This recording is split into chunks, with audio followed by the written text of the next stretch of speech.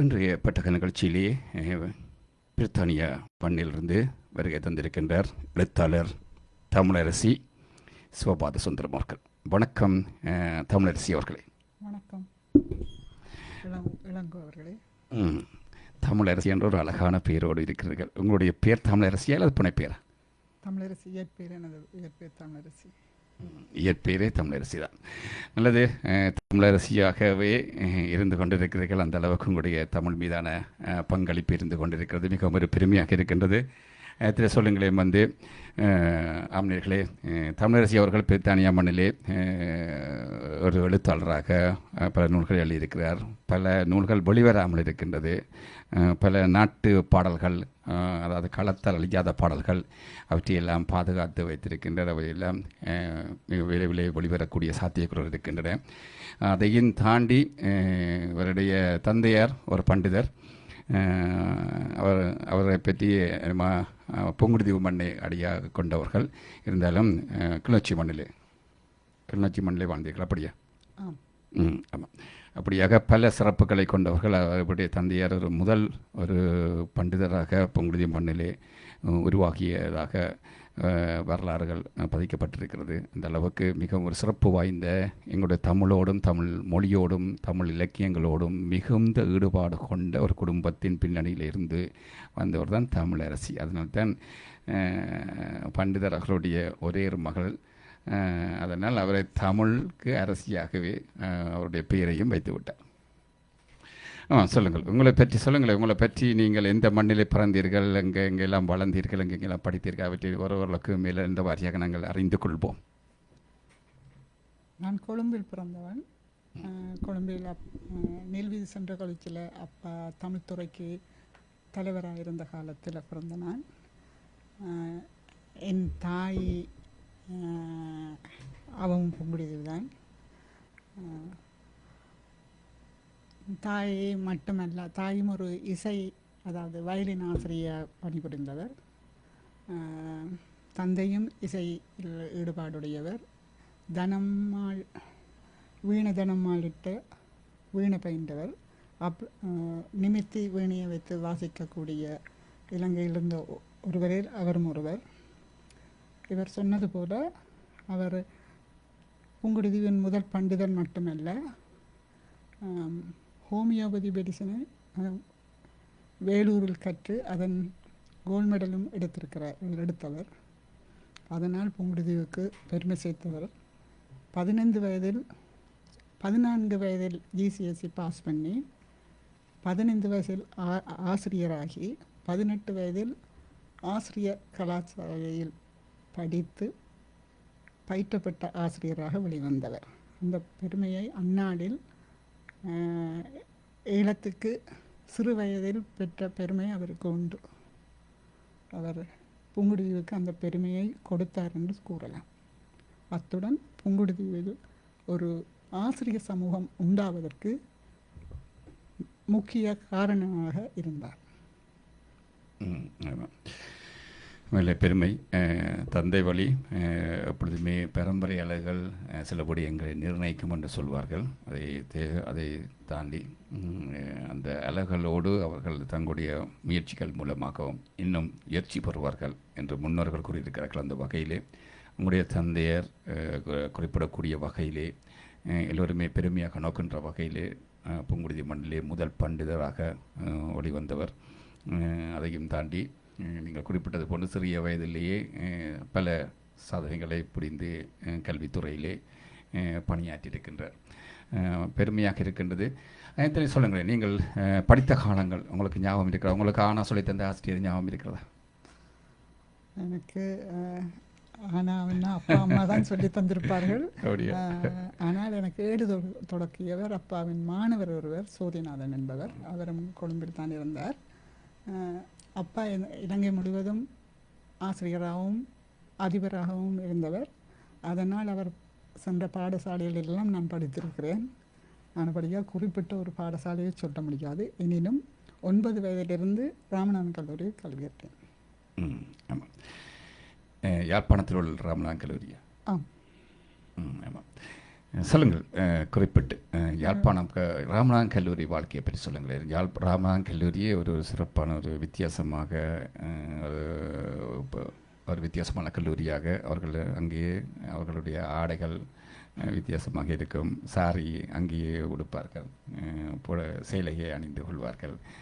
அப்படியான ஒரு மிகவும் ஒரு என்கிற கலாச்சாரத்தோடு சிறப்பாக தனித்துவமாக பண்ணப்பட்ட பாடசாலையை நீங்கள் படித்திருக்கிறீர்கள். இந்த பாடசாலை சிறப்பு இயல்புகளும் இந்த பாடசாலை நீங்கள் படித்த காலங்களில் பெற்றுக்கொண்ட சிறப்பான அனுபவங்களும் சொல்லி கூறுங்களேன். என்னை அல்லது என் தமிழை மெருகேற்றியதில் பெரும்பங்கு ராமநாதன் கல்லூரி ஆசிரியர்களுக்கு உண்டு. அதில் ஞானக்கா அவர்களை நான் முதன்மையாக கூற விரும்புகிறேன். அடுத்தது ராமநாதன் கல்லூரியில் நான்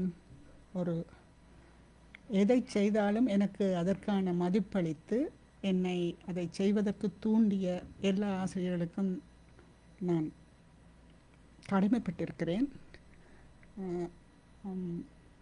விளையாட்டுத்துறையில் சரி, நாடகத்துறையில், பேச்சு, எழுத்து எல்லாவற்றிலும் என்னை ஊக்குவித்த அத்தனை ஆசிரியர்களும் தமிழ் பண்பாட்டுடன் என்னை வளர்த்தார்கள், ஊக்குவித்தார்கள் என்று சொல்ல வேண்டும். எல்லோரும் மதிப்பளிக்க நான் அங்கு வளர்ந்தேன் என்று சொல்ல முடியும். அத்துடன் 8ஆம் வகுப்பு படிக்கும் பொழுது யாழ்ப்பாணத்தில் முதலாவது மாணவியாக தெரிவு செய்யப்பட்டேன். அப்படி என்னை வளர்த்து எடுத்து இன்று உங்களுடன் உரையாட வைத்த பெருமை என் தந்தைக்கு மட்டுமல்ல, ராமநாதன் கல்லூரிக்கும் உண்டு. பெரும் உண்மையிலே படித்த பாடசாலை என்பது எம்மை வழிநடத்தி செல்கின்ற எங்களுடைய வழிநடத்தி செல்கின்ற ஒரு முக்கியமான பங்களிப்பை பெற்றிருக்கிறது. ஆகவே நீங்கள் ராமநாதன் கல்லூரி என்றாலே ஒரு தனிச்சிறப்பு, அந்த இயற்கை சூழல், அந்த கட்டமைப்பு, அங்கே இருக்கின்ற கட்டுப்பாடுகள், கல்வி முறைகள், இவை எல்லாமே அது ஒரு தனித்துவமாக எல்லோருமே நோக்கப்படுகின்றது. ஆகவே அந்த பாடசாலையில் படித்தாலே ஒரு தனிச்சிறப்பண்டே கூறிக்கொள்ளலாம். அவற்றை நீங்கள் பெற்றிருக்கிறீர்கள் தமிழரசியாக.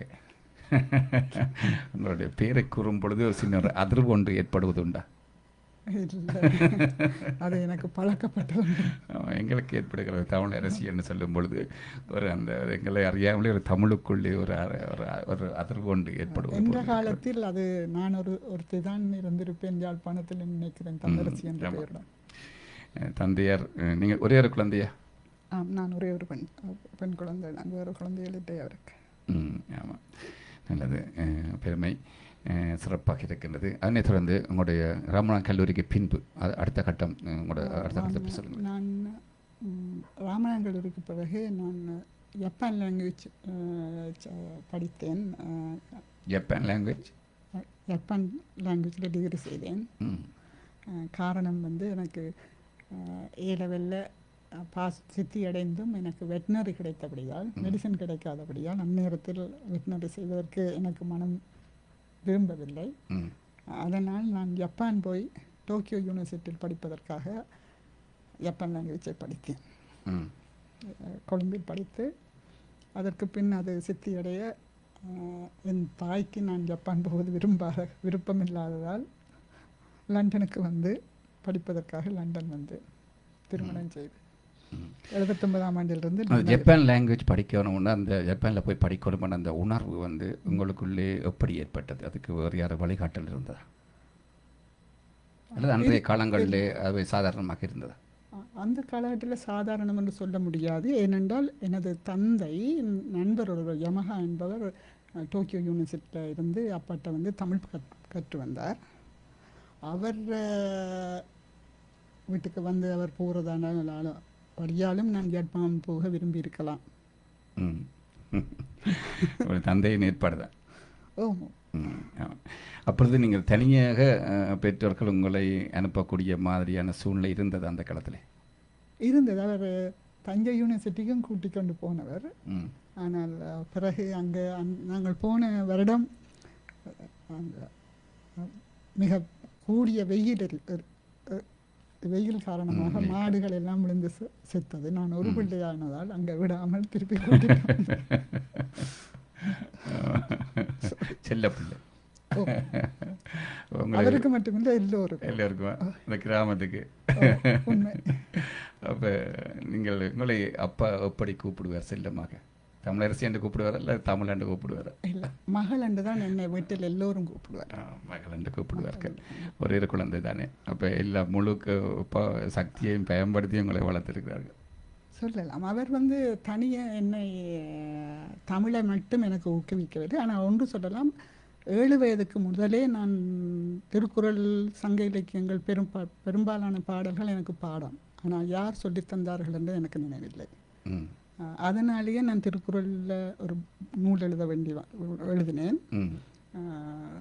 அதை விட சங்க இலக்கியத்தை ஆழமாக கற்றேன் என்று சொல்லலாம். என் தந்தையிலும் பார்க்க கொடுந்தமிழ் எழுதுவேன் நான். காரணம், அந்த உரையாசிரியர்களில் உரைகளை நான் வாசித்தபடிதான் எனக்கு சங்க இலக்கிய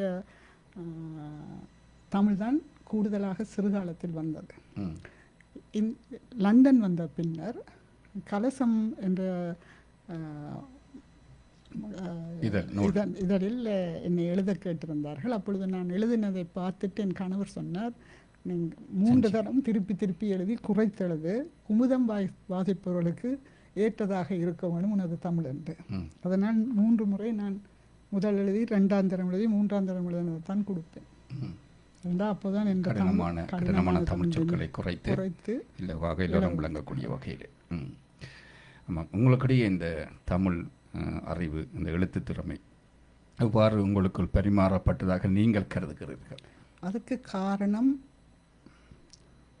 என் தந்தை தமிழகத்துடனான தந்தையின் உறவும், அங்கே இருந்த பெரியோர்கள் பலர், மு வரதராஜன், கிவா ஜெகநாதன், மாப்போ சிவம் போன்ற பல அறிஞர்கள் எங்கள் வீட்டில் தங்குவார்கள். அவர்களுடன் தந்தை உரையாடும் பொழுது அவர்களின் மடியில் இருந்து நான் அவர்களுடைய உரையாடலை கேட்டுக்கொண்டிருப்பேன். அதனால் நான் கற்காமலே என்ற தமிழ் அறிவு வளர்ந்திருக்கிறது என்று நினைக்கிறேன். இப்பொழுது நீங்கள் உரையாடும் பொழுது செல்லமாத்தான் உரையாடுறது. எனக்கு தெரியாது. உங்கள் கணவருக்கும் நீங்கள் செல்லமா? ஒரு காலத்தில். இப்ப இல்லை, குழந்தைகள் பிறந்த பின்பு உங்களை அப்படியே இருக்கலாம். இப்ப இல்லைன்னு நான் சொல்ல இல்லை. கணவருக்கு நீங்க எப்பவும் கணவர் தானே அடுத்து என்னோட தந்தையாக இருக்கின்றார். இல்லை, உங்களுடைய உரையாடல், உங்களுடைய மனதில் இருந்து அப்படியே இந்த இதய பகுதியிலிருந்து உயிரோட்டமாக வார்த்தைகள் வெளிவருகின்றன. அதான் அந்த ஒரு அக மகிழ்ச்சியோடு அந்த வார்த்தைகள் வெளிவந்து கொண்டிருக்கின்றன. அதான் அந்த எப்படி நாங்கள் வளர்க்கப்படுகின்றோம், எப்படி வாழ்கின்றோம் என்பதை உங்களுடைய உரையாடலிருந்து அறிந்து கொள்ளக்கூடிய இருக்கிறது, பெருமையாக இருக்கின்றது. சொல்லுங்கள், இந்த எழுத்துத்துறையை பற்றி சொல்லுங்கள். எழுத்துத்துறையில் நீங்கள் எந்த காலப்பகுதியிலிருந்து நீங்கள் எழுத தொடங்கினீர்கள்? நான் முன்பு சொன்னது போல என் தந்தையின் நண்பர்கள் கனவேர் தமிழ் அறிஞர்கள். அதில் ஒருவர் ஈழநாடு பத்திரிகை ஆசிரியர் ஹரன் அவர்கள். ஹரன் எங்கள் வீட்டுக்கு வருவார். வந்த பொழுது அவர் என்னிடம் கேட்டார், என்ன படிக்கிறீங்க? நான் அவரோட பேசிக்கொண்டிருக்கும் போது சொன்னார், அப்போ அன்னத்தை பற்றி எழுதி கொண்டு வர சொல்லி.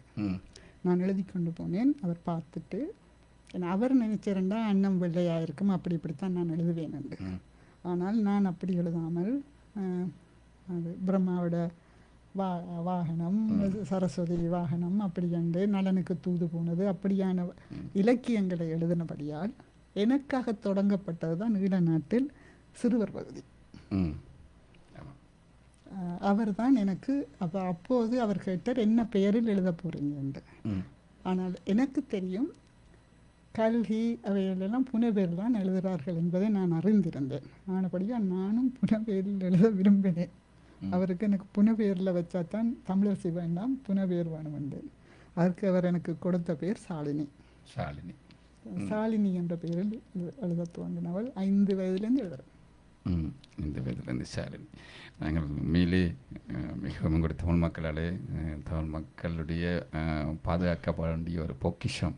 ஆனால் ஒருவரைத்தான் இன்றைய பெட்டக நிகழ்ச்சியிலே நாங்கள் நேர்காணல் செய்து கொண்டிருக்கின்றோம் என்பதை பெருமையாக இருக்கின்றது. ஒவ்வொரு எழுத்தாளர்களும் அவ்வாறு உருவாக்கப்படுகிறார்கள். அவர்களிடையே இந்த எழுத்து திறமை எவ்வாறு பரிமாறப்படுகிறது வெற்றியில் நாங்கள் அறிந்து கொள்ள வேண்டும். ஒரு எழுத்தாளர் அப்படியே தானாக பிறந்ததா அல்லது பரம்பரையாளர்கள் மூலமாக பரிமாறப்பட்டதா என்பதெல்லாம் மக்கள் அறிந்து கொள்ள வேண்டும் என்பதற்காக.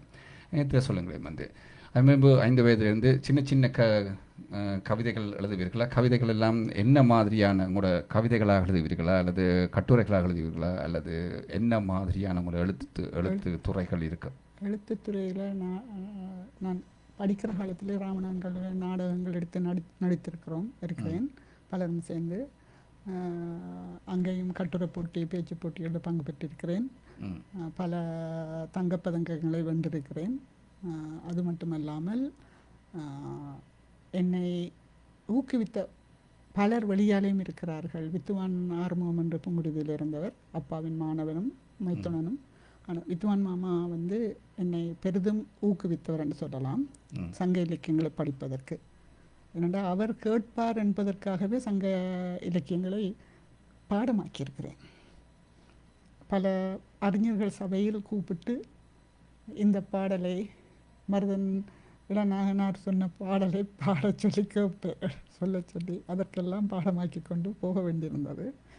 அவரும் அதற்கு ஒரு காரணம்.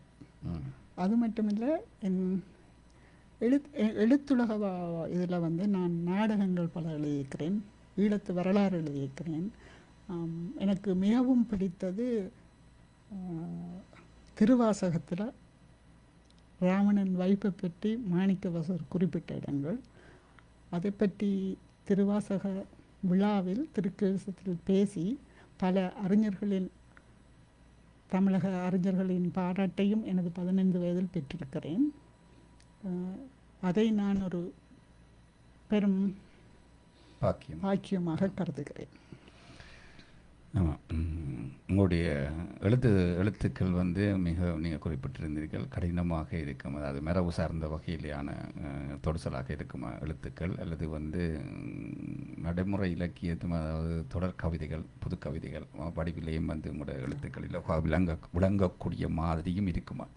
நான் கவிதைகள் எழுதியிருக்கிறேன். ஆனால் தந்தை இறக்கும் வரையும் நான் பெரிதாக கவிதை எழுதவில்லை. காரணம், அவர் ஒரு பெரிய இமயமலை போல் என்றால் நான் ஒரு சின்ன துகள்.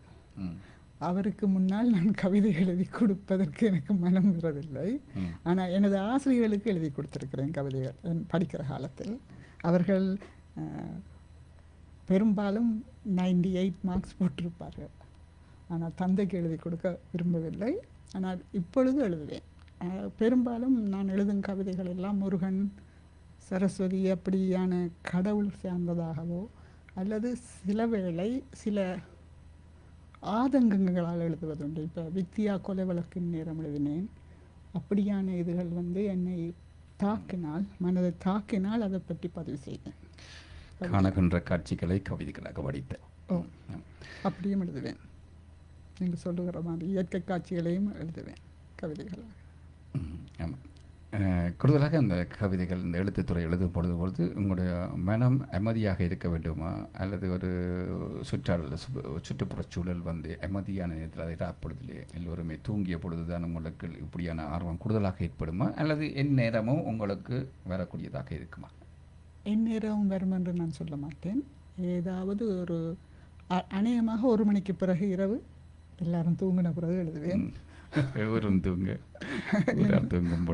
தூங்கும் பொழுது அமைதியாக இருக்கும். அத்துடன் அந்த விஷயத்தை நான் உள்வாங்கி எனக்குள் வளர்த்த பின் தான் அந்த எழுத்தோட்டம் வந்துவிடும். இப்போ மயன் மகள் என்று ஒரு சரித்திர வரலாற்று நூல் என்று எழுதி கொண்டு இருக்கிறேன். அந்த நூலெல்லாம் அந்த வரலாற்றை நான் சிறு வயதிலிருந்து உள்வாங்கினபடியால், மயன்மகள் என்றது ராவணன்ற மனைவி, அதனால் அதை பற்றி எழுதுவதற்கு எனக்கு எப்போ எனக்கு வசதி கிடைக்குமோ அப்பொழுதெல்லாம் எழுதுகிறேன். அதே நேரத்தில் நீங்கள் 2 நூல்கள் இருக்கிற திருக்குறளிலே மிகுந்த ஈடுபாடாக இருக்கிறீர்கள். திருக்குறளிலே ஒரு நூல் எழுதியிருக்கிறீர்கள், அந்த நூலை பற்றி சொல்லுங்களேன். நூலில் திருக்குறளில் கேள்வியால் ஒரு வேள்வி என்ற நூலை எழுதினேன். கேள்வியால் ஒரு வேள்வி.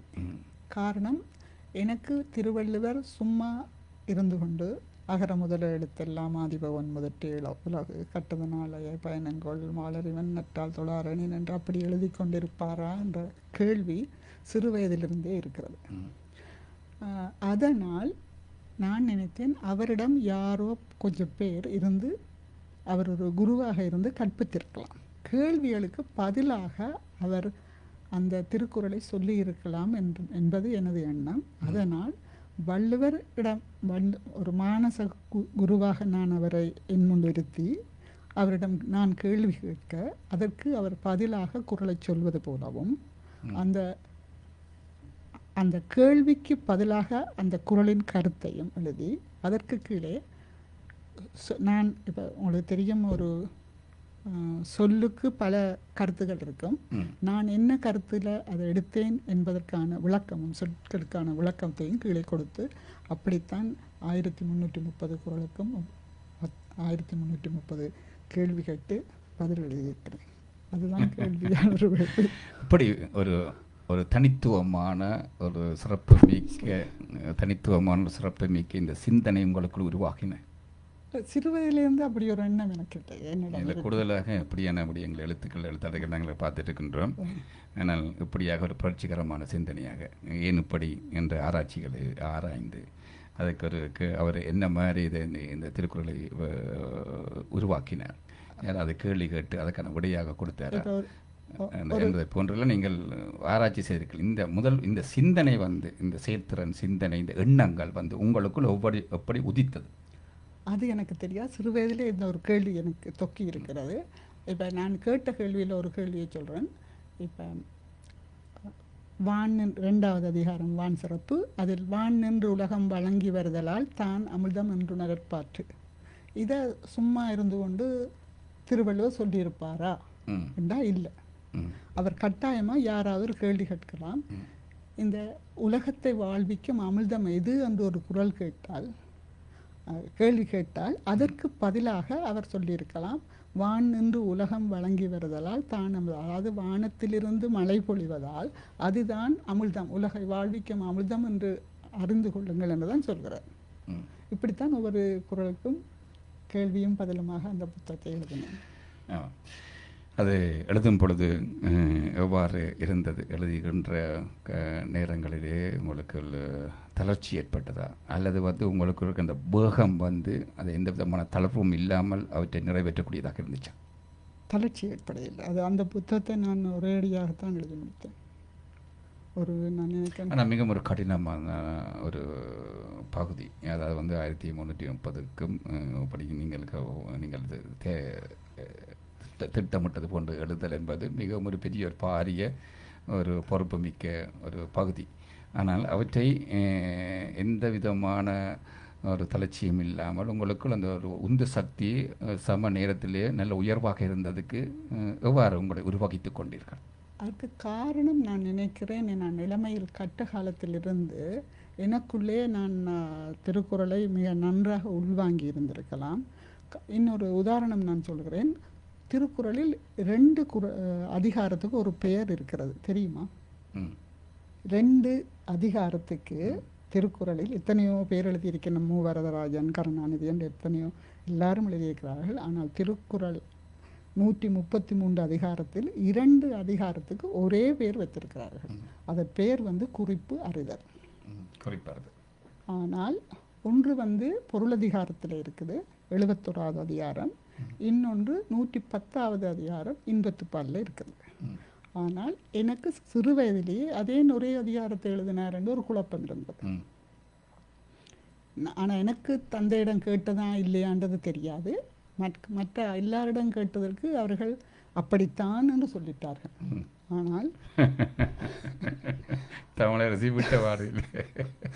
உண்மையில் தான் அதற்கு பிறகு நானும் எழுதினேன். என்னது, இந்த திருக்குறளில் கேள்வியால் ஒரு வேள்வி என்ற புத்தகத்தை 2007ஆம் ஆண்டு வெளியிட்டேன். அதன் போது நான் 2 அதிகாரத்துக்கும் குறிப்பிடுதல் தான் போட்டேன். ஆனாலும் என் மனம் கேட்கவில்லை. பிறகு அந்த 2 அதிகாரத்தையும் திருப்ப வாசித்த பொழுதுதான் உணர்ந்து முதல் அதிகாரத்தில் 5 குறள் உணர்தல் என்று தான் சொல்லியிருக்கிறேன். ஆனால் அது வந்து பொருளதிகாரம் மன்னர்களோட பழகிறது. அரசர்களோட பழகும்போது கொஞ்சம் நாங்கள் ஆக உள்வாங்கி கிட்டையும் போக இயலாது, தூரவும் போக இயலாது. வேலை செய்கிறாக்கள் தூதுவனோ அமைச்சனோ யாராக இருந்தாலும் அவர் சொல்லுறத உள்வாங்கலாம், உணரலாம். குறிப்பு உணர்தல், குறிப்பு அறிதல், இது ரெண்டுக்கும் பார்க்கும்போது ஒரே கருத்துடையதாக இருந்தாலும் உணர்தல் வந்து எங்களோட இதயபூர்வமாக, அதாவது உள்ளம் உள்வாங்குதல். அறிதல் என்பது டீப், ஒரு ஆழமாக வெகு ஆழமாக நாங்கள் சிந்திக்க வேணும். அதை எழுத்து வடிவமாக அறியலாம், நூல்கள் மூலம் அறியலாம், உணர்தல் மூலம் அறியலாம். எத்தனையோ வகையாக அந்த அறிதல் இருக்கிறது. அப்போ ஒரு அரசன் சொன்ன வேலையை நாங்கள் அறிய வேண்டுமென்றால் உணர்வு மட்டும் போதாது, அறிய வேண்டும். ஆராய்ந்து அறிந்த பிறகுதான் அதை செய்யலாம். ஆனால் காதல் காமமோ இன்பத்துப்பாலில் அதுக்கு அறிதல் தேவையில்லை, உணர்தலே போதும். அப்போ அவர் என்னென்னா அந்த 110வது அதிகாரத்தில் முதல் 9 குறளையும் சொன்னதை விட 10வது குறளில் கூறுகிறார், கண்ணினை கண்ணொடு ஒக்கின் வாய்ச்சொற்கள் என்ன பயனும் இல்லையன்று. கண்ணொடு கண்ணினை ஒக்கின் வாய்ச்சொற்கள் என்ன பயனும் இல்லை. இப்படி சொன்னபடியா வாய்ச்சொல் தேவை இல்லாமல், அறிதல் இல்லாமல் உணர்தலால் மட்டும்தான் அதை ஒக்கும். அதனால் நான் அதை உணர்தல் என்று எடுத்தேன். அதை நான் அறிந்து 1 வருஷத்துக்கு பின்னர் தமிழகத்து லைப்ரரியில், அதாவது ஏடுகள் இருக்கிற லைப்ரரியில் காளிங்கனார் அவரும் திருக்குறளுக்கு ஒரு அவர் அவரது 110வது அதிகாரத்தில் அவர் குறிப்பு உணர்தல் என்று தான் எழுதியிருக்கிறேன். ஆனால் மற்றவர்கள் யாரோ பரிமளரை பின்பற்றி எழுதிய நம்மவர்கள் எல்லோரும் இத்தனை நூற்றாண்டுகளாக 2 அதிகாரத்தையும் குறிப்பு அறிதல் என்றே எழுதினார்கள். இப்படி நான் ஆராய போனதால்தான் திருக்குறளில் கேள்வியால் ஒரு வேள்வி என்று வேள்வி செய்ய முடிந்தது. பெருமை. உண்மையிலே திருக்குறள் என்பது அது ஒரு மகத்தானது. எமது மொழிக்கு கிடைத்த ஒரு பொக்கிஷம். அவை சம்பந்தமாக ஆராய்ச்சிகள் என்பது அடுத்த காலம் நாங்கள் செய்யப்படுதல் வேண்டும். அது எழுத்தாளர்கள் என்பவர்கள், அவர்கள் ஒரு பிரமாக்களை போன்றவர்கள், அவர்கள் ஒரு புதுமையான முறையில் அவற்றை ஆராய்ச்சி செய்வார்கள். ஒவ்வொரு எழுத்தாளர்களும் நோக்குகின்ற விதங்கள் வித்தியாசமாக இருக்கும். உங்களுடைய விதம் கேள்விகளை கேட்டு அதற்கான விடைகளை அறிந்து அதை வித்தியாசமான நோக்கிலே நீங்கள் குறிப்பாறுதல், குறிப்புணர்தல் இவற்றை எல்லாம் ஆராய்ச்சி செய்து நீங்கள் கண்டுபிடித்திருக்கிறீர்கள். யார் யார் இவற்றை குறிப்பாறுதல் என்று எழுதியிருக்கிறார்கள், எந்த எழுத்தாளர் குறிப்புணர்தல் என்று எழுதியிருக்கிறார்கள், இவற்றையெல்லாம் ஆராய்ச்சி செய்து இன்றைக்கு நாங்கள் உங்களிடமிருந்து நாங்கள் பெற்றுக்கொள்கிறோம். இலகுவான முறையிலே நாங்கள் பெற்றுக்கொள்கின்றோம். ஆனால் இந்த இவற்றை பெறுவதற்கு உங்களுடைய ஆராய்ச்சிகள் ஒரு பெரிய அளவிலான ஆராய்ச்சிகளை நீங்கள் ஈடுபட்டிருக்கிறீர்கள். ஆனால் உங்களை நாங்கள் நேர்காணல் செய்யப்படும் பொழுது மிகவும் இலகுவான முறையில் நாங்கள் அவற்றை அறிந்து கொள்ளக்கூடிய இருக்கும். இவையெல்லாம் மிகவும் ஒரு சிறப்பான ஒரு செயற்பாடாக நோக்கிக் கொள்ளலாம். அதே நேரத்தில் சொல்லுங்களேன், உங்களுடைய வேறு என்ன நூல் எழுதியிருக்கல? ஆசை கவிதைகள் என்ற நூல் எழுதினான். ஆசை கவிதைகள் அது ஈழத்து நாட்டு பாடல்களை என் தந்தை சேகரித்து வைத்திருந்தால் 3000க்கும் மேற்பட்ட நாட்டு பாடல்கள், எந்தெந்த ஊரில் எடுத்தார், யார் பாடின என்ற விவரங்களோடு எல்லாம், யாரிடமிருந்து பெற்றேன் என்ற விவரங்களோடு எல்லாம் 1930களிலேயே சேகரிக்க தொடங்கிவிட்டார். 1930களிலே சேகரிக்க அவர் இளம் வயதிலே சேகரித்து கதிர்காமம், அன்றாபுரம், கண்டி என்ற எல்லா இடங்களையும், இலங்கையில் இருக்கக்கூடிய அன்றாபத்திலேயே 4-5 இடம், விளாங்குளம், இன்றைக்கு விளாங்குளம், மாங்குளம் என்று இருக்கிற இடம் எல்லாவற்றிலையும் அவர் சேகரித்தார். பாலியாறு, வவுனிக்குளம் பாலியாறு, அங்கே குரவக்கூத்து நடந்தது. குரவக்கூத்துன்னு சொல்லும்போது நாங்கள் சங்க இலக்கியத்தில் மட்டும்தான் குரவக்கூத்தை காணுவோம். ஆனால் ஈழத்தின் நாட்டு பாடல்கள் இருக்குது. அது மட்டுமல்ல, ஈழத்தில் பல சங்க புலவர்கள் இருந்தார் என்பதையும் என் தந்தை பதிவு செய்து வைத்திருந்தார். அதில் ஒருவர் நரிவருவு தடையனார் என்பவர். அந்த இடம் பூனேரிக்கு அருகே இருக்கிறது, பூனேரியில் தான் இருக்கிறது, தனங்கிழப்புக்கு அருகே இருக்கிறது. அதுக்கான உறுதியொன்றில் அது பழைய உறுதி ஒன்றில் நரிவருவு தலை என்று அந்த இடத்துக்கு பேர் இருந்தபடியால் அது வந்து கிளுகிழுப்ப செடிக்குத்தான் நரிவருவு என்று பேராம். அதையும் தந்தை குறிப்பிட்டு வைத்து எனக்கு சொன்னார். அதனால் அந்த இடத்து சங்க இலக்கிய புலவர் வாழ்ந்தார் என்பதையும், மற்றது இப்போது எல்லோரும் சொல்லுவோம் இல்லை, யாரும் ஊரே யாவரும் கேளு எழுதியவர் யார் என்றால் கணியன் பூங்குன்றனார் என்று எல்லோரும் சொல்லுவோம். ஆனால் உண்மையான அவர் வாழ்ந்த இடம் ஒட்டுசுட்டான். ஒட்டுசுட்டானில் இன்றும் ஓடிக்கொண்டிருக்கிறது பேராறு.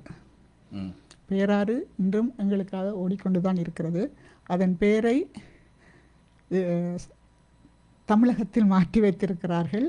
உண்மையான அவர் வாழ்ந்த இடத்துக்கு பேர் மணி பூங்குன்று. அந்த பகுதி தான் மகளனூர் என்ற ஊர் இருக்கிறது ஒட்டுசுட்டாண்டில், இன்றும் இருக்கிறது. பெரிய மலைகளோட மலைத்தொடரோடு இருக்கிறது. படிகளில் ஏறி செல்லலாம். அது என் தந்தையோடு நான் 60களில் சிறு வயதிலே சென்றிருக்கிறேன். அவர் வந்து அவரின் உண்மையான பேர் மணி பூங்குன்றனாரே ஒழிய கணியன் பூங்குன்றனார் அல்ல என்பதை நான் இதில் சொல்லிக்கொள்ள விரும்புகிறேன். அவர் இது மட்டும் சொல்ல இல்லை, இன்னொரு பாடலில் அதுவும் எங்களுக்கு தேவையான ஒன்று, தமிழர்கள் எப்படி வாழ்ந்தார்கள் என்பதை உலகத்துக்கு காட்ட வேண்டிய ஒன்று என்றதால் இங்கே உங்களுக்கு கூறுகிறேன். மருஞ்சா மருந்தும் கொள்ளார் மாந்தர். அதாவது மரத்தை சாகடித்து ஒரு மருந்தை கூடி எடுப்பவன் மனிதன் இல்லை என்ற அந்த பாடலை பாடியவரும் கணியன் குன்றனார் என்று அழைக்கப்பட்ட மணிப்பூங்குன்றனாரே என்பதை இங்கு உங்களுடன் பகிர்ந்து கொள்வதில் மகிழ்ச்சி அடைகிறேன். உண்மையிலே இந்த நாட்டு பாடல்கள் நாட்டார் பாடல்களை சேகரித்தது அந்த சங்க பாடல். ஆமாம், சங்க பாடல். இப்போ கிட்டத்தட்ட நீங்கள் ஒரு 3000 கிட்ட அந்த பாடல்கள் அவை வெளிவந்திருக்கிறதா? அதில் ஒரு 100 பாடலுக்கிட்ட. என்னென்ன, நான் போன நேரம் அவருக்கு கடுமை என்று இங்கிருந்து லண்டனிலிருந்து சென்ற பொழுது அவர்கிட்ட இருந்து ஒரு சின்ன கொஞ்சம் இவ்வளவு பேப்பரை மட்டும் எடுத்து வந்தேன். அதில் ஒரு 100 பாடல்கள் இருந்தது. அதை வெளியிட்டு அதுக்குத்தான் ஆசை கவிதைகள் என்று பெயர் வைத்து சங்க இலக்கியத்தோடு ஒப்பு நோக்கி அந்த பாடல்களை எழுதியிருக்கிறேன். அத்துடன் நான் இன்னொன்று சொல்ல வேண்டும். எல்லோருக்கும் தெரிஞ்சவர் மலைமறை அடைகள் என்பது தமிழறிஞர்கள் எல்லாருக்கும். அவர் பெயரில் தமிழகத்தில் மலைமறை அடிகள் நகர் என்ற இடமும் இருக்கிறது. அவருடைய தாயார் புங்குடுதீவை சேர்ந்தவர். மறைமலை அடிகள் என்ற தாயார் புங்குடுதீவை சேர்ந்தவர். கடைசியாக மறைமலை அடிகள் யாழ்ப்பாணத்துக்கு புங்குடுதீவுக்கு 1916ஆம் ஆண்டு வந்ததாக தந்தையாரும் கூறினார்.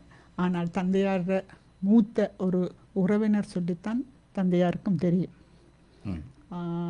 அவர் வாழ்ந்த வீட்டையும் எனக்கு காட்டியிருக்கிறார். அதாவது தாயார் வாழ்ந்த வீடு. தாயார் கடைசியில் புங்குடுதீவில் தான் இறந்தார். ஆமாம், மேலே பெருமையாக இருக்கின்றது. அதாவது எங்களுடைய வரலாறுகள் என்பது பாதுகாக்கப்பட வேண்டும். வரலாறுகள் வந்து பதியப்பட்டு பாதுகாக்கப்பட வேண்டும். அவற்றை இப்போ உங்களை போன்றவர்கள் மூலமாகத்தான் உங்களுடைய தந்தையார் அந்த ஆராய்ச்சியில் ஈடுபட்டிருந்தார். அந்த சில விடயங்கள், முக்கியமான விடயங்களை பற்றி அவருக்கு கூடுதலாக தெரியும். அதில் இந்த நாட்டு பாடல்கள் எங்கெங்கே இருந்தன, அந்த சங்க இலக்கிய பாடல்கள் சங்க பாடல்களோடு ஒப்பிட்டு அடிப்படையில் எல்லாம் எல்லா விடயங்களையும் தொகுத்து அவற்றை உருவாக்கி வைத்திருந்தார். இப்பொழுது மிகுதியான பாடல்கள் எல்லாம் அங்கே இருக்கின்றன. அது காணாமல் போய்விட்டனவா? இல்லை, போர் மேகம் கொண்டு போய்விட்டது என்று தான் சொல்லுவேன். வீட்டில் இருந்தது இப்போது எதுவும் இல்லை. அடுத்தது இன்னொன்று சொல்ல வேண்டும். இந்த ஆசை கவிதைகள் நூலுக்கு எனக்கு முதல் பரிசு தமிழகத்திலிருந்து கிடைத்தது 1914ஆம் ஆண்டுக்கான. ஆமாம், இந்த நூல்களை எங்கே நாங்கள் பெற்றுக்கொள்ளக்கூடிய வசதிகள் இருக்கிறதா, அல்லது உங்களுடைய இணையதளத்தின் மூலமாக அல்லது ஏதாவது உங்களுடைய வெப்சைட் இணையதளம் மூலமாக அவற்றை பார்க்கக்கூடியதாக இருக்குமா? நான் இன்னும் அதை பதிவு செய்யவில்லை. எதிர்காலத்தில் நீங்கள் நூல்கள் இருக்குது, நான் பதிவு செய்ய அவற்றை பிள்ளைகளை கொண்டு நீங்கள் எதிர்காலத்தில் நானே செய்யலாம். ஆமாம், எதிர்காலத்தில் நீங்கள் பதிவு செய்யலாம். நீங்கள் 1900 ஆண்டு வெளிநாடு வந்தீர்கள்? 1979. 79ஆம் ஆண்டு மூத்த உறுப்பினர். நாங்கள் 80ஆம் ஆண்டில் இருந்தால் நாங்கள் புலம்பெயர் வாழ்க்கையில் ஓரளவுக்கு எங்களோட அறிஞர்கள் கணித்திருக்கிறார்கள். 79ஆம் ஆண்டு நீங்கள் மூத்த உறுப்பினர். எனக்கு மூத்தவர்களும் பல பேர் இருக்கிறார்கள், பல பேர் வாழ்கிறார்கள். நிச்சயமாக 76ஆம் ஆண்டு வந்தவர்கள் இருக்கார்கள், 72ஆம் ஆண்டுலேயும் இந்த 68 வந்தவர்களும் இருக்கிறார்கள், அமெரிக்காவுக்கு வந்தவர்கள், என்ன இங்கிலாந்துக்கு படிக்கிற ஸ்டூடெண்ட்ஸ் விசாவில் வந்தவர்கள் தான் ஒருவர், அது குறிப்பிட்ட விரல் விட்டு எண்ணக்கூடியவர்கள். அப்போ நாங்கள் இப்போ, ஆனால் நீங்கள் 79ஆம் ஆண்டு வந்து இந்த தமிழையும் அப்படியே உரையாடுகிறீர்கள், எந்த கிளப்பும் இல்லாமல். அது ரத்தத்தோடு சேர்ந்தது, பண்டிதர். நீங்களும் பண்டிதர் பட்டம் பெற்றதாக அறிந்திருக்கின்றோம், அவற்றை எப்படி சொல்லுங்களேன். அது தந்தை விரும்பினார், பெற்றுக்கொண்டேன். ஆனால் நான் எப்பொழுதும் அந்த பெயரை எழுதுவதில்லை, பண்டிதை என்பதை எழுதுவதில்லை. காரணம் அவரே தான். என்ன காரணம்? நீங்கள் பெற்ற பட்டத்தை நீங்கள் எழுதுவதற்கு ஏன் தயக்கம்? இல்லை, அவர் என்ன சொன்னார் என்றால், இப்போ ஒரு பிஎச்டி பட்டம் பெற்றவர் தான் அந்த நாளில் ஜேசி என்று எழுதுவோம் இல்லை, 8ஆம் வகுப்பு படித்த, அப்படி ஜேசி பட்டம் பெற்று முன்னுக்கு போடுறது மாதிரி இருக்கிறதா. நான் பண்டிதை தமிழரசி என்று எழுதுவது. பண்டிதை, அந்த தமிழரசி என்ற பெயர் பண்டிதை பட்டத்தை விட உயர்ந்தது ஆனபடியால் பண்டிதை என்று தமிழரசியாவே இருந்தேன். தமிழரசியை அப்படியே பாதுகாக்க பேரு தான் வைத்த பேரு. அதனாலதான் பண்டிதர் அல்லவா பெருமை. உண்மையிலே இருந்தாலும் நீங்கள் அந்த பண்டிதர் பட்டம் பெற்றிருப்பது அது ஒரு சிறப்பு,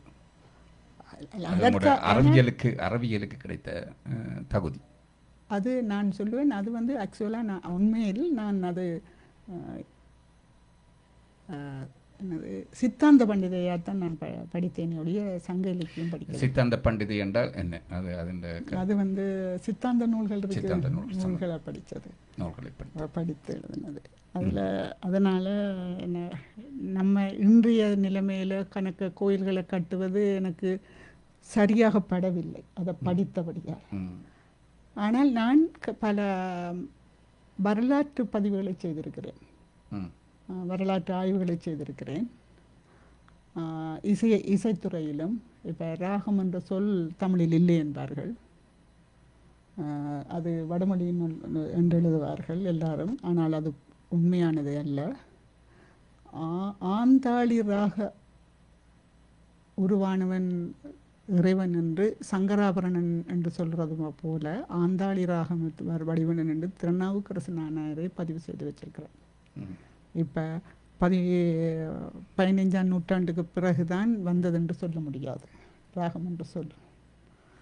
அப்போ அதுக்கு 1000 வருடங்களுக்கு முன்னே எங்களிடம் இருக்கிறது என்பதை நாம் அறிந்து வைத்திருப்பது நல்லதென்று நினைக்கிறேன். இந்த இசைத்துறையில் உங்களுடைய ஈடுபாடு எவ்வாறு இருக்கிறது? எனக்கு பாட வராது, ஆனால் தந்தையும் தாயும் எனது மகள் கூடி இசைத்துறையில் தான் பட்டம் பெற்றார். ஆனபடியால் எனக்கு பாடுவாரா? மகள வீணை.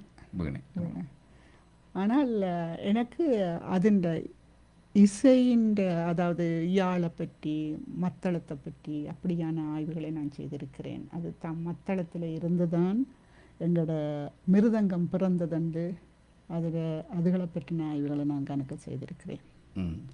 இந்த கூடுதலாக உங்களுடைய கருத்துக்களை பார்க்கும்போது இந்த ஆய்வுகள், ஆராய்ச்சிகள் இவை வந்து உங்களுக்கு மிகவும் ஒரு விருப்பமாக இருந்திருக்கிறது. ஒவ்வொருத்தையும் கேள்வி கேட்டு ஏன் அப்படி அந்த ஆராய்ச்சி செய்தலிருந்து அந்த திறன் உங்களிடம் எவ்வாறு உருவாகினேன்? அதுவும் தந்தையால் தான் வந்ததென்று சொல்வேன். ஏனென்றால் 3 வயதிலிருந்து, அப்பொழுது எனக்கு 3 வயதாக இருக்கும் பொழுது தந்தை புலனறுவையில் அதிபராக இருந்தார். அந்த காலகட்டத்தில் காடுகளுக்கு சென்று ஆய்வு செய்வார். பின்னேறம் பாடசாலை முடிந்த பிறகு போவார். வேட்டக்காரர்களுடன் தான் போக வேண்டியிருக்கும், ஏனென்றால் அது பெரிய பயங்கரமான காடுகள், பாதை மாறலாம் அல்லது மிருகங்களால் தாக்கப்படலாம். அப்படி நாங்கள் சென்ற பொழுது ஒரு முறை, உங்களுக்கு தெரிந்திருக்கும் நினைக்கிறோம், யானை காட்டுக்குள்ளால யானை போய் வாருகின்ற அந்த பாதையை அதர் என்று சொல்வார்கள்.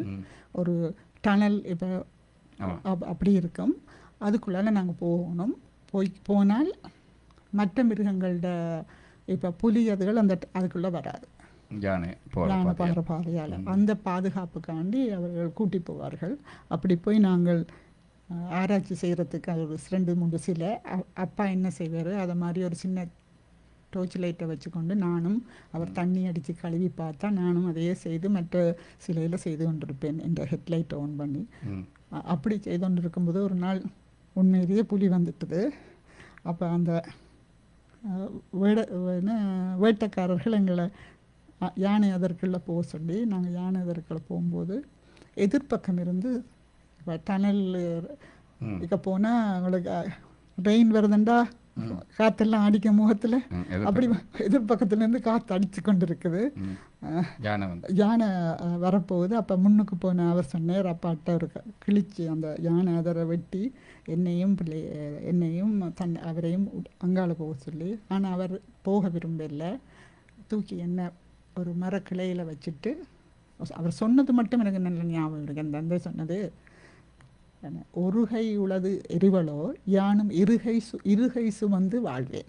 இது ஒரு சங்க இலக்கிய பாடல். ஒரு போர் முகத்தில் ஒருத்தன் சொல்கிறான், ஒரு கை உள்ள யானை என்ன அடிச்சிருமா, நான் 2 கை வச்சிருக்கிறேன் என்று. அந்த பாடலை சொல்லி அவர் அந்த உள்ளுக்க வரையில் என்ன மட்டும் வச்சுட்டு இருந்தார். ஆனால் அந்த யானை வந்தது இவை அந்த சுட இல்லை அவர்கள். ஆனால் அந்த துவக்கை கலட்டி அதை திருப்பி சங்கு போல ஊதினார்கள் வைத்து. அந்த திடீரென்று அந்த சங்கு சத்தத்தை கேட்டதும் யானை ஒரு பக்கத்தால் கிழித்து கொண்டு ஓடிச்சு. ஆனால் அப்போ ஓடும் பொழுது அது அந்த துதிக்கையை தூக்கி இருந்தது இன்றும் எனக்கு ஞாபகம் இருக்கிறது. ஒரு மூஞ்சூறு மாதிரி தான் இருந்தது. யானை மாதிரி எனக்கு தெரியவில்லை. அப்படி நீண்டு மூஞ்சூறு மாதிரி ஓடிக்கொண்டு அப்படி ஒரு காட்சி இன்றைக்கும் எனக்கு மனதில் இருக்கிறது. அந்த காலகட்டத்திலிருந்து எனக்கு ஆய்வு செய்தல் விருப்பமான ஒன்று. நீங்கள் துணிச்சலான பெண். நிச்சயமாக. அப்போ அந்த காலத்திலே துணிச்சலான பெண்கள் இருந்திருக்கிறார்கள். எனக்கு முன்னும் இருந்திருக்கிறார்கள் இல்லையா? நாங்கள் இந்த காலத்தில் இருந்திருக்கிறார்கள் நாங்கள் நினைத்தோம். நீங்கள் அந்த காலத்திலே இந்த காடுகளுக்கு செல்லுதல், காடுகளுக்கு ஆராய்ச்சி செய்தல், விலங்குகளிலிருந்து பாதுகாத்து செய்தல். ஆனால் அவர் தன்னில் நம்பிக்கை வச்சு தான் என்னை கொண்டு கூட்டிகிட்டு போயிருப்பார் இல்லையா? ஆமாம், நிச்சயமாக. அவர்களுக்கு அந்த காலத்தில் யானைகள் வயல்வெளிகளுக்குள் வருவது உண்டு. அப்படித்தான் எனக்கு தெரிந்த அளவுக்கு நான் நினைக்கிறேன் அது பயிரை நாசம் செய்து என்று சொல்லுவார்கள். இவர் படிப்பிச்ச அந்த பாடசாலைக்கு கிட்டவாக நான் நினைக்கிறேன் 58ஆம் ஆண்டு ஒரு பெரிய வெள்ளப்பெருக்கு வந்தது இலங்கையில் நினைக்கிறேன். அந்த நேரத்தில் ஒரு யானை குட்டி கல்லுகளுக்குள்ள இடையில் அம்பிட்டுது. அதை கொண்டு அப்பாட்ட கொடுத்தார்கள். அதை அவர் 6 மாத காலம் வளர்த்தார் வீட்டில். ஆனால் நாளுக்கு நாள் அது பால் குடிக்கிறதுக்கு கூட குடிச்சு கொண்டு போச்சு, கொடுக்க முடியாத அளவுக்கு. அதனால் அவை அந்த யானைக்கண்டை குட்டியை தெய்வலசுவுக்கு கொடுத்தார். அது மெனிக்கா என்ற பெயரோல் கனகாலம் இருந்து இறந்தது. உங்களுடைய அடையாளம் காணுமா? நீங்கள் போகும்போது என்ன காணாது, என் தாயாரை கண்டு அது கத்துறது தெரியும். உங்களோட தாயாரை பற்றி சொல்லுங்க. தாயார் அவர் சங்கீதாசிரியர். நல்ல எல்லோருக்கும் ஒரு பேர் சொல்லுங்களேன். மகேஸ்வரி தேவி. அவரோட சிறப்பான குண இயல்புகள். அவர் எல்லாம் உங்களுக்கு பெண் குழந்தை என்ன அப்படின்னா உங்களுக்கு எவ்வாறு அறிவுரை கூறி வளர்த்தார்? பெரும்பாலும் என் தந்தை தான் எனக்கு அறிவுரை கூறியிருக்கிறார்கள். அவர் எதுவும் அறிவுரை கூறினதாக இல்லை. ஆனால் நல்ல சாப்பாடு தருவார், உடுப்புகள் தச்சு தருவார், அன்பாக இருப்பார். பெண் குழந்தைகள் எப்படித்தான் இருக்க வேண்டும் என்று அப்படி சொல்வது இல்லையா? இல்லை, நான் தாய் சொல்லி நான் எதுவும் கேட்கவில்லை, உண்மையாக. ஆனால் தந்தை ராமநாதன் கல்லூரி அப்பா பிள்ளை போல இருக்கு. அது 100% உண்மை. ராமநாதன் கல்லூரியில் 9 வயதில் விடும் பொழுது ஒரே ஒரு பாடல் சொன்னார் என் தந்தை. என்ன சொன்னால், அது ஒரு நல்ல ஒரு பாடல், சங்க இலக்கிய பாடல் தான். அதை பாடியவர் கபிலர். அதாவது பாரி வள்ளல கேள்விப்பட்டிருப்பீங்க எல்லாரும். அந்த பாரி வள்ளல்ல குருவாக இருந்தவர் கபிலர். அவர் பாரி மகளிருக்கும் குருவாக இருந்திருக்கிறார். அந்த பெண்கள் இருவரும் அவரோட பாடம் கட்ட நேரத்தில் அவரிடம் ஒரு கேள்வி எழுப்பியிருக்கிறார்கள். அந்த மலைக்கு அரசன் எங்களை விரும்புகிறான் என்று. அதுக்கு அவர் பதில் சொல்கிற மாதிரி அந்த பாடல் இருக்கிறது. அம்மலை முன்னுக்கு 4-5 அடி இருக்குது, நான் அதை விட்டுட்டு சொல்கிறேன். அம்மலை கிழவோன் நம் நயந்து என்றும் வருந்துதன் என்ற வாய்ச்சொல் கேளாய். அதாவது அந்த மலைக்கு அரசன் உங்களை நினைச்சு வருந்துறான் என்ற வாய்ச்சொல்ல மட்டும் உண்மை என்று நம்பாத. நீயும் கண்டு, அதாவது அந்த நேரத்தில் சொல்லியிருக்கிறார், பெண்ணை போய் பாருண்டு. நீயும் கண்டு நுமரோடும் எண்ணி, உன்னோட சூழ்ந்திருப்பார்கள் எல்லாம், உன்ற அண்ணன் தம்பி மாமன் மச்சான் தாய் எல்லாம், அவையோடையும் எண்ணி அறிந்து அளவல் வேண்டும். பழகுறேன்டா அறிவோட பழகிக்கொள், கூட பழகாத. ஒரு பெரியோர்கள் என்ன செய்வாங்க, அந்த பாட்டு மிச்ச கருத்தை சொல்கிறேன், பாட்டை விட்டுட்டு. பெரியோர்கள் நாடி நட்பு செய்வார்கள், அதாவது ஆராய்ந்து பார்த்து நட்பு செய்வார்கள். ஆனால் நட்பு செய்த பின் ஆராய மாட்டார்கள். அதாவது அந்த பையன் நல்லவனோ கெட்டவனோ என்று ஆராய்ஞ்சு பார்த்து நட்பு செய்யலாம், அல்லது திடீரென்று ஏதோ ஒரு விதத்தில் நட்பு ஆகிவிட்டால் அவன் கெட்டவனா நல்லவனா என்று பிறகு போய் ஆராயாதே என்று இதை கூறி, எனக்கு யார் விருப்பமோ அவரை பற்றிய விவரத்தை உலகம் அறிய முன்பு தனக்கு சொல்ல வேண்டும் என்று சொன்னார். ஆனால் அப்படி எனக்கு சுதந்திரம் தந்தபடியால் அவரிடம் எனக்கு சொல்வதற்கான வாய்ப்பு கிடைக்கவில்லை. ஆனால் அப்படி வளர்க்குறது, நான் சொல்கிறேன் என்ன, இப்போது பல பிரச்சனைகளுக்கு காரணமாக இருக்கிறது இளம்பெண்களோட காதல்கள். இந்த காதலை தடுப்பதற்கு அந்நாளில் கபில சொன்ன பாடல் ஒரு சிறந்த பாடல் என நான் நினைக்கிறேன். பெற்றோர்கள் வித்தியாசம் தானே. சில பெற்றோர்கள் கட்டுப்பாடோடு வளர்ப்பார்கள், தாய்மார்கள். ஆனால் சில ஒரு குழந்தைகள் இருந்தால் கொஞ்சம் கூடுதலான செல்லம் இருக்கும், சுதந்திரம் இருக்கும். ஆனால் கண்காணிப்புகள் அவர்களுக்கு தெரியாமல் இருக்கும், உங்களுக்கு தெரியாமல் அது இருக்கு. உங்கள பக்கம் திருப்பப்பட்டிருக்கும். அது இருக்கு. உங்களை ராமநாதன் கல்லூரியில் கொண்டு சேர்க்கும் பொழுது அவர்கள் எந்த கல்லூரி என்றெல்லாம் அறிந்து தான் சேர்த்திருக்கிறார்கள். ஆகவே அந்த பள்ளைய பாடசாலை இந்த சிறப்பு இயல்புகள் எல்லாம் ஒரு தனித்துவமானதானே. அந்த வகையிலே பெருமை. அதே நேரத்தில் நீங்கள் சொல்லுங்கள், உங்களோட கணவரை எவ்வாறு கைப்பிடித்தீர்கள்? காதல் திருமணமா இல்லை நிச்சயத்த திருமணம்? அவர் காதலித்து என் தந்தைக்கு கடிதம் கொடுத்து திருமணம் நடந்தது. ஆமாம். அவரும் எந்த மண்ணை சேர்ந்தவர்? புங்குடுதீவு மண்ணை சேர்ந்தவர். சொந்த உறவு தான். மச்சானா? அப்பாவுக்கு அம்மாவுக்கு அவரது தாயார் மச்சான், ஆனபடியாக அவர் மச்சான். ஆமாம். அந்த காலத்திலே அந்த உறவுக்காரரை திருமணம் செய்வது வழக்கமாக இருந்தது தானே. அப்படியான கோட்பாடோடு நீங்கள் திருமணம் செய்தீர்களா, அல்லது உங்களுக்கு விருப்பம் ஏற்பட்டபடியினால்? நான் முதல் சொன்னது போல நான் ஜப்பான் போகத்தான் விரும்பியிருந்தேன். ஆனால் எனக்கு கிழக்கு போக இருந்தேன், மேற்குக்கு அனுப்பி வைத்தது என் தாயார் தான். அவரை மச்சாலம் மகனை முடிக்க வைக்க இங்கே அனுப்பி வைத்தார். அவ்வளோதான். இருவரும் 79ஆம் ஆண்டு பிரித்தானியா மண்ணுக்கு வந்தீர்கள். அவர் 78 வந்தார். 78 வந்து அப்புறம் அவர் உங்களை கூப்பிட்டார்.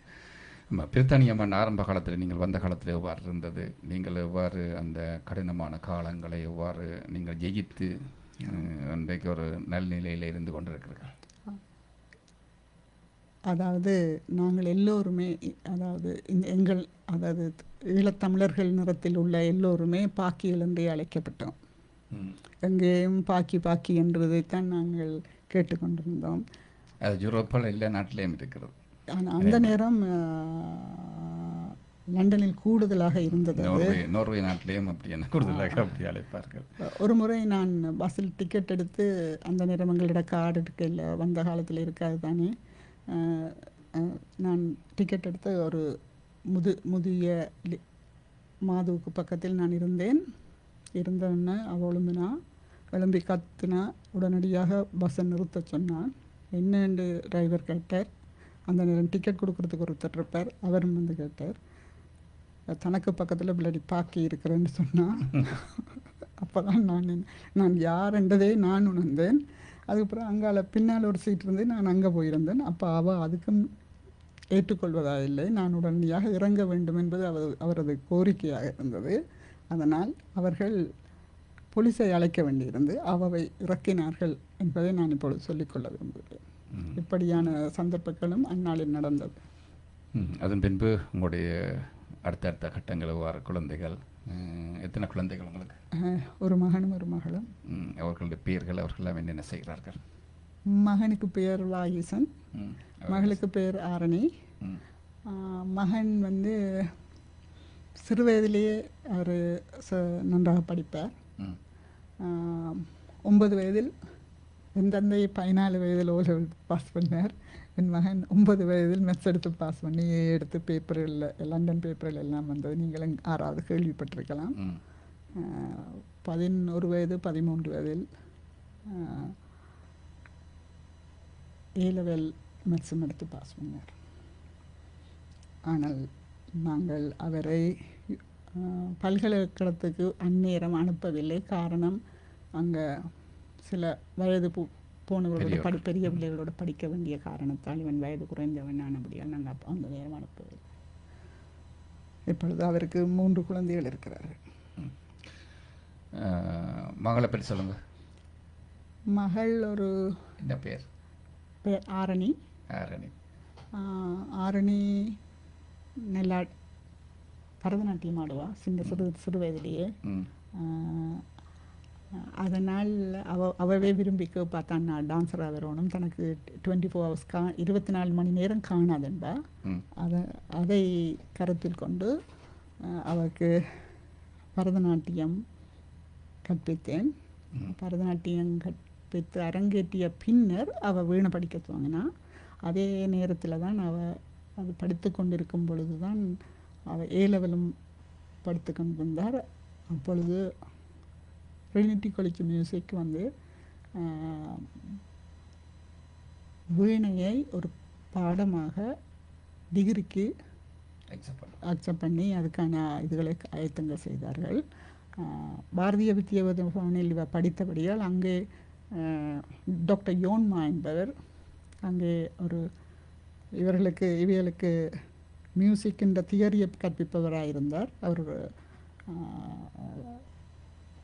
அவர் வந்து இவ கேட்டார் டிகிரி செய்ய வர சொல்லி. அதனால் இவ ட்ரினிட்டி காலேஜ் மியூசிக்கில் பட்டம் படிப்பு முடித்து மியூசிக்கு ஆனர்ஸ் எடுத்து மியூசிக் ஆசிரியராக இருக்கிறதோ ஒரு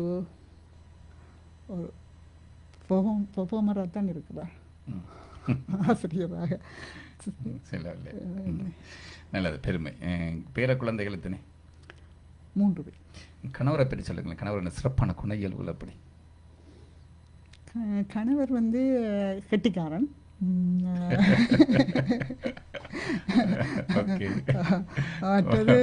சான்றிதழ். மற்றது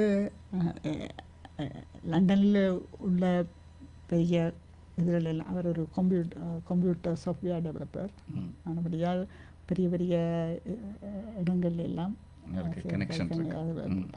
வேலை செய்தவர். இப்பொழுது பென்ஷன் எடுத்து இருக்கிறார். அவர் கலை ரீதியான பங்களிப்புகள் ஏதாவது இருக்கிறதா? அல்லது எழுத்துத்துறை?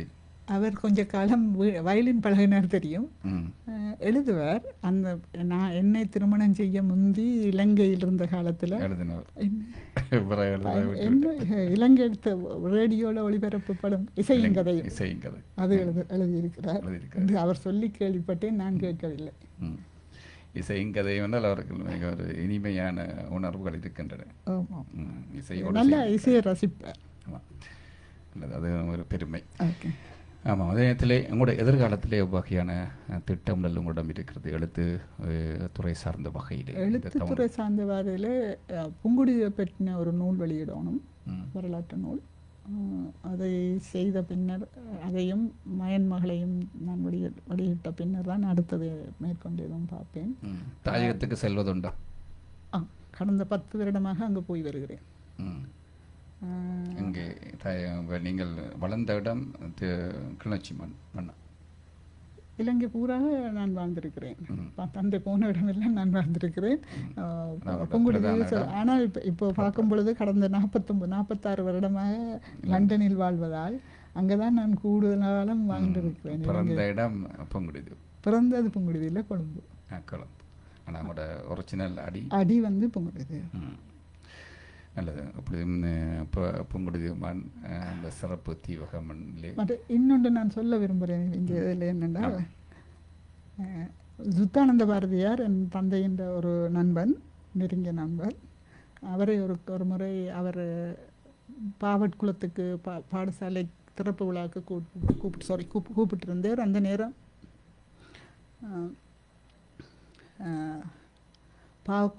குளத்தை பார்க்க அவர் விரும்பினார். ஒரு அந்தி நேரம் அப்போ போயிருந்தோம். அப்போ நான் அவருக்கு அந்தி பறவைகள் எல்லாம் காட்டி கொண்டிருந்தேன். போய்கொண்டிருக்கும் பொழுது எல்லாம் காட்டி அந்தி பறவையை பாருங்க அப்படியெல்லாம் சொல்லிட்டு போக, அவர் அந்த கண்ணனே என் கணவன் என்ற ஒரு பாடல் இருக்குல்ல, அவர் பாடின பாடல், எழுதின பாடல், அந்த பாடலை எனக்காகத்தான் எழுதி தந்தார். எனக்கு மிகவும் பிடித்த பாட்டது. கண்ணனே என் கணவன், அந்தி பறவைகள் போலண்டு எல்லாம் அந்த அந்த பாடலை நான் சொன்ன சொற்களை வைத்தே தான் அந்த பாடலை எழுதி தந்தார். அவர் ஒரு அது வரலாறுகளோடு பின்னி பிணைந்த ஒரு எழுத்தாளரைத்தான் நாங்கள் அழைத்து வந்திருக்கின்றோம். வரலாறு என்று சொல்லுறதுக்கு முதல் அதுக்கு என்ன காரணம் எனக்கு தெரியாது. அது படைத்தவனுக்குத்தான் தெரியும். இன்னிடத்துல யாரை போடுறோம், யாரோட பழக விடுறோம்ன்றது அவைகளுக்கு தான் தெரியும் இல்லையா? இந்த நேர்காணலுக்கு கூட வந்து நீங்கள் தற்செயலாகத்தான் வந்திருக்கு. ஆமாம், நான் நினைக்கவும் இல்லை இங்கே வருவேன் என்றோ. நாளை பொழுது நீங்கள் போயிருக்கிறீர்கள் அப்படியே? ஆம், எனக்கு நான் நினைக்கவே கடைசி நிமிஷம் வரை எனக்கு தெரியாது இங்கே வருவேன் என்றோ பேசுவேன் என்றோ. அதுக்கு ஆயத்தம் பண்ண இல்லை. மொன்றியல்ல இருந்து நடன ஆசிரியர் செல்வமாயில டீச்சர் அவர்கள் தான் தொடர்பு கொண்டு இதை ஒழுங்கமைத்திருந்தார்.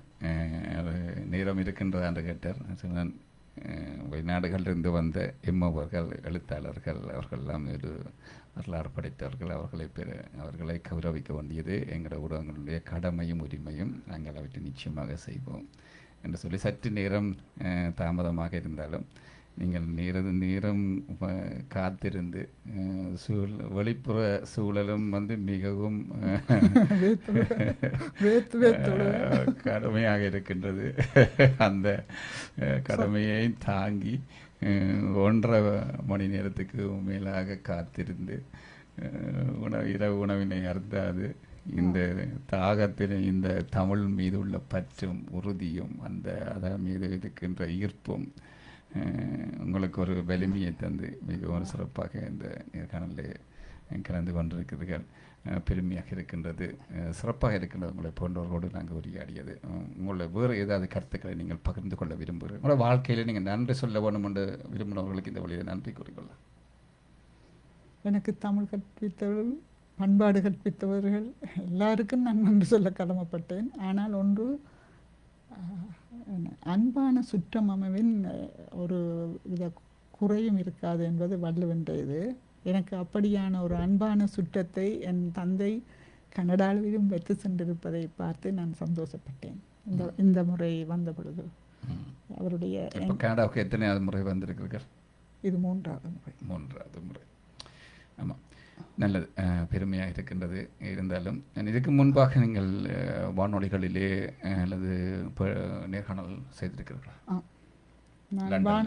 வானொலியில் ஐஎல்சியில் சங்கத்தை இலக்கியத்தை பற்றி சொல்வது, திருக்குறளை பற்றியும் கூறுகிறேன். நான் நிகழ்ச்சி செய்கிறேன். நான் ஆம்பல் என்ற ஒரு மேகசின் ஒன்று வெளியிட்டேன். நான் அங்கே அப்படி பல இதுகளையும் ஈடுபாடு, பல பணிகள், தமிழ் பணிகள் ஆற்றிருக்கிறீர்கள். பெருமையாக இருக்கின்றது. நிச்சயமாக பிரித்தானிய மண்ணிலே ஆரம்ப காலத்தில் இவர்கள் வந்து அங்கே மிக கடினமான பாதை நீங்கள் குறிப்பிட்டது போன்று சில துவேசங்கள் இருந்தாலும் அவற்றை எல்லாம் ஜெயித்து இன்று வந்து நாங்கள் ஒரு பெரிய ஒரு படைப்பலமாக இருந்தாலும் ஆரம்ப காலம் மிகவும் நெருக்கடி மிக்கதானது. உங்களுடைய போன்றவர்களுடைய அத்திவாரம் தான் இன்று வந்து அங்கே இருக்கின்ற உயர்வான நிலையில் இருக்கின்றவர்களை தாங்கி பிடிக்கின்ற அத்திவாரத்தை நீ போட்டவர்கள் ஆரம்ப கால உறுப்பினர்கள் தான். இவற்றை வழிகாட்டிகளாக செய்திருக்கிறீர்கள். உலக காலம் சென்றாலும் வந்து நீங்கள் இந்த தமிழோடும் தமிழ் மொழியோடும் சங்க காலம் அந்த இலக்கியங்கள், வேற்றையும் திருக்குறள் எல்லாவற்றையும் வந்து ஒரு புதுமையான முறையிலே படைத்து மக்களுக்கு வழங்கி கொண்டிருக்கிறீர்கள், இன்னும் வழங்க தயாராக இருக்கிறீர்கள். அதில் அந்த பெருமை. பிறந்த நாட்டை பற்றி, நீங்கள் பிறந்த மண்ணை பற்றி எழுதுவதற்காக தயாராகி கொண்டிருக்கிறீர்கள். பூங்குடி மண்ணை பற்றி அது ஒரு மிகவும் ஒரு சிறப்பு. பெற்றதாயும் பிறந்த மண்ணும் வந்து எங்களுக்கு எப்பொழுதுமே எங்கள் நெஞ்சில் பூசிக்கப்பட வேண்டியது. அதுவும் ஒரு சிறப்பான ஒரு செயற்பாடு. நிச்சயமாக வாழ்த்துகின்றோம். வேறு ஏதாவது கருத்துக்களை பகிர்ந்து கொள்ள விரும்புகிறீர்களா? உங்களிடம் மிகவும் ஒரு கடினம் தான் இந்த காலையில் ஒத்துழைக்கவில்லை. அதே நேரத்திலே சற்று நேரமும் தாமதித்து விட்டதற்காக அங்கே கொண்டு சற்று வேலை செய்ய மறக்கிறது. இருந்தாலும் எல்லாவற்றையும் தாங்கி இந்த நிகழ்ச்சியை சிறப்பித்ததுக்கு உங்களுக்கு நன்றிகள். பெருமையாக இருக்கின்றது. தமிழரசி. உங்களோட நிறைவாக உங்களை தந்தையாரை பற்றி இன்னொரு முறைப்படியாக சொல்லுங்களேன். அவருடைய பேர் மீண்டும் இருக்க சொல்லிவிடுங்களேன். பண்டிதர் ஆறுமுகன். அவர் 1930களிலேயே ஈழகேசரி என்ற பத்திரிகையில் எழுத துவங்கினவர். 50களில் வீரகேசரி, தினகரன் போன்ற பத்திரிகைகளிலும் ஈழ நாட்டிலும் எழுதியவர். இலங்கை வானொலியில் கல்வி சேவையில் பகுதியில் பல உரைகள் ஆட்டியிருக்கிறார். அத்துடன் ராஜேஸ்வரி சண்முகமும் இருவரும் அவரிடம் படித்தவர்கள் மட்டுமல்ல, இருவரும் அங்கே வானொலிக்கு இவர்தான் கொண்டு போய் சேர்த்தார். அவர்களுடைய ஆற்றல் எல்லோருக்கும், ராஜேஸ்வரி சண்முகத்தின் ஆற்றலை இலங்கை வானொலி உலகமெல்லாம் பறைசாற்றி கொண்டு இன்றும் இருப்பது பெருமைக்குரியது. அத்துடன் இணுவில் வீரமணி ஐயர் என் தந்தையிடம்தான் படித்தார்.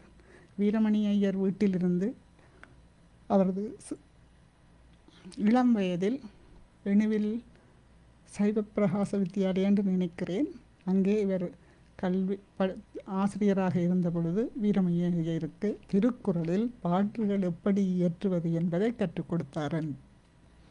அதனால் அவர் பாடல்கள் இயற்ற துவங்கி எங்களுக்கெல்லாம் அழகான பெரிய கீர்த்தனைகளை எல்லாம் எழுதி தந்த பெருமைக்குரியவர் வீரமணி ஐயர்.